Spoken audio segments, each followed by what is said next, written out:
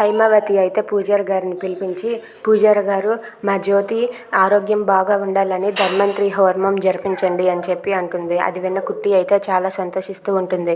జ్యోతమ్మ కోసం హోమం జరిపిస్తున్నారా, చాలా మంచిది పెద్దమ్మ గారు అని చెప్పి అంటూ ఉంటుంది. ఇదంతా చూస్తున్న యామిని అలాగే ఇందమ్మ అయితే కుళ్ళుకుంటూ ఉంటారు. ఇక పూజారి గారు అయితే ఎప్పుడు బాగుందా అని చెప్పి అలా చూస్తూ ఉంటారు. ఇంతలో హైమావతి అలా జ్యోతి కోసమే ఆలోచిస్తూ ఉంటుంది. ఇక పూజారి గారు అయితే, అమ్మ రేపే మంచి ముహూర్తం ఉంది, లేదంటే ఒక వారం తర్వాత ఉందమ్మా, ఒక వారం తర్వాత పెట్టుకోండి, రేపటికి రేపంటే అన్నీ సిద్ధం చేసుకోలేరు కదా అని చెప్పి అంటూ ఉంటాడు.